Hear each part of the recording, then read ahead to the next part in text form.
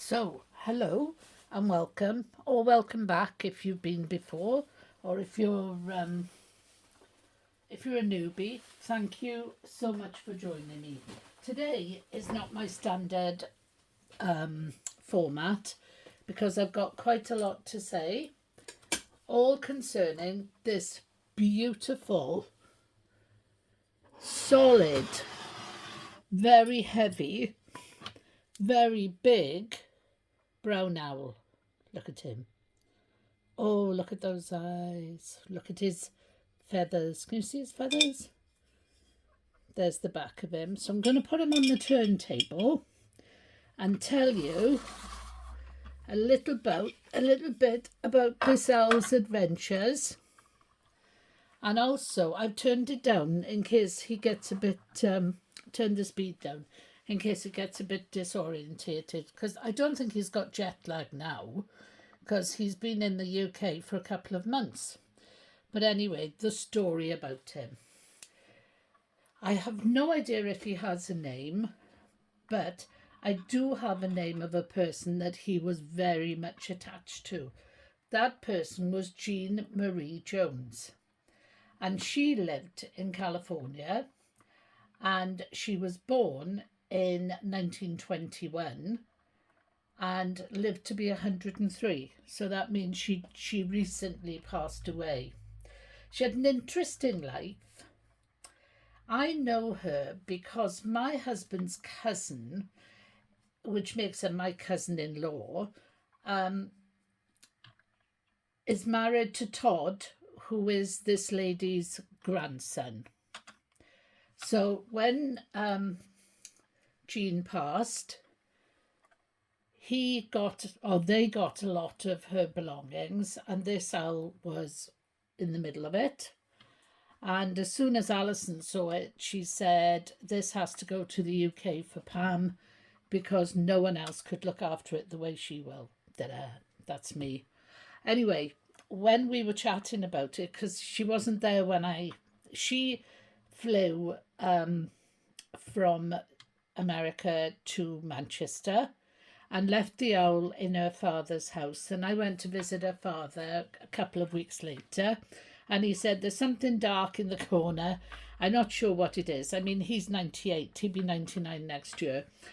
And he said, "There's something dark in the corner." I said, "Oh, where did this come from?" He said, "Oh, I can't remember." So it took Alison to send me a message to say, "Did you get him?" for me to know where he'd come from.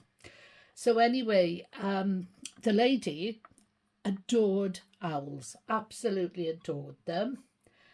And she's got two, well, I don't know how many great grandchildren she's got, but Todd and Alison have two children. So we know she had at least two grandchildren rather, but I don't know much more about it than that.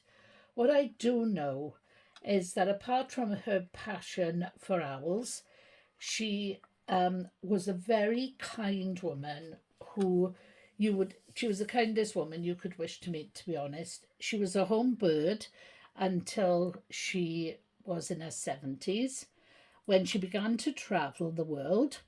And around this time, she bought her first house, which she filled with treasures, this one being amongst them. She was a great listener and she loved a cold beer and a chat. She had a huge heart, and people who knew her said that you could tell her anything and that your secrets would be safe. This little owl obviously was listening to these secrets, and he hasn't said a word to me about anybody, so he's carrying on his owner's tradition. She moved into a community a few years ago, over 55 community, and she took care of all her neighbours, volunteered to help good causes, and read 3 books most weeks until just a couple of years ago. So when she passed, he was sent from California to, I think they live close to New York. I'm guessing, but I'm pretty sure they live close to New York. And so he's flown from New York to Manchester. Then he got in a car and travelled down to Wales. And today he's come out to meet you all.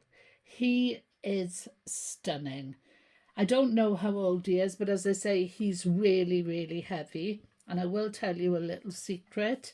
When he arrived, he didn't have these eyes. He had no eyes, in fact. And I know I've always said I don't interfere with the money boxes. They are the way they are. But this guy, I thought, if he had a pair of eyes, he'd be able to look around and he'd be able to pick up information for me like he did when he was with his owner Jean. And he could tell me secrets, but I've had him now quite a while and he doesn't tell me anything. So I've asked the family to give their permission for me to not only use their names, but to tell this story, and to say that at the end I'll be putting a picture of Jean in 3 stages of her life. And in all those photos you can see what a lovely, kind woman she was. And how lovely it is that I've managed to get this beautiful, beautiful brown owl. I presume he's a brown owl, but he is absolutely gorgeous. Did you see the plumes on the feathers on his back and his little drop down tail?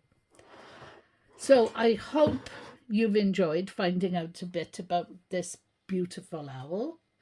I hope you'll be happy to come back and see me again. And I hope you can understand why I'm giving him or her a 50p piece, and I think it's an American quarter that I've given him, a 1975 quarter. So that's all I've got to say. I'm sorry it's been very still. I hope you haven't been bored. It's not my usual way of doing things, but I felt this beautiful boy deserved a little bit of time. So thanks for watching. Watch out for the shorts. I'm not sure if I'm going to do one about him. I have no idea what we're going to call him. So if anybody's got any ideas, let me know. And thanks once again for watching. Come back another day. Watch out for my shorts. And I'm really grateful for you watching me. Bye-bye now. Take care.